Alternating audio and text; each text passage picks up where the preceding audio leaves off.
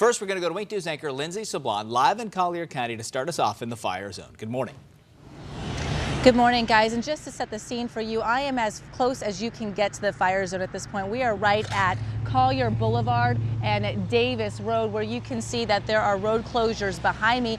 In the last 10 minutes, actually, this is Beck Road on the other side of Collier. We actually saw some flames kind of sparking up, and that's where those evacuations were happening yesterday. And in fact, after those flames slightly sparked up, it kind of rained a little bit of ash here on us. So they're still very active, working very hard over in this region right here to make sure they can put out those flames and try to get this fire contained. At this point, we know that about 6,000 acres have burned.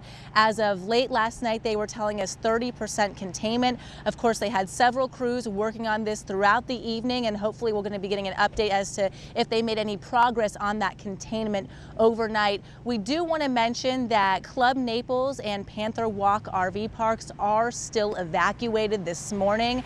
There is still a shelter open if people who don't have anywhere to go today but had somewhere last night, they could. That's the Golden Gate Community Center off Golden Gate. The other thing that I want to mention is, as I was driving in this morning, you know, the last exit that's still open is Golden Gate. So I came off Golden Gate, headed east, and then turned down Collier. And right at where Collier Boulevard and Golden Gate intersect, there's a little parking lot. And yesterday, one of our reporters, Ellen Thalls, was there, and there were several evacuees parked out there waiting, watching to see what was happening.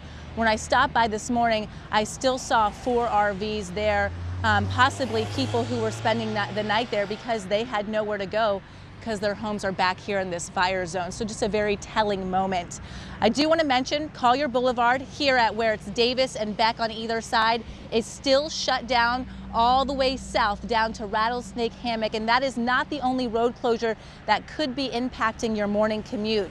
The other one, the massive one, is where reporter John Treeweiler's at right now, and that's right at I-75 and mile marker 105, which is Golden Gate Parkway. And John, what's the latest there? All right, John, thanks so much. And John, talking about that visibility being poor, and once I got off the exit this morning heading down here, you could just see that haze everywhere. If you live down in this area, you might want to bring either a handkerchief, bandana, or something so when you're out and about you can cover your mouth.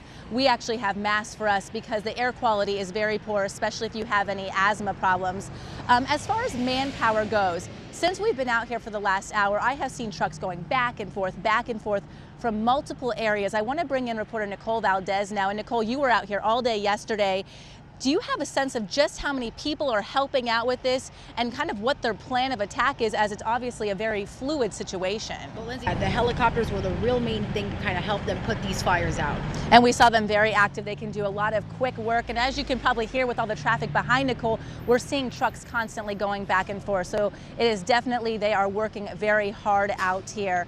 The one thing I asked Nicole, because she was actually out here yesterday morning when we were still back in the studio and I was anchoring the noon, I said, what's the wind like to you now, Nicole, compared to yesterday morning? And she said that she definitely felt like it had died down.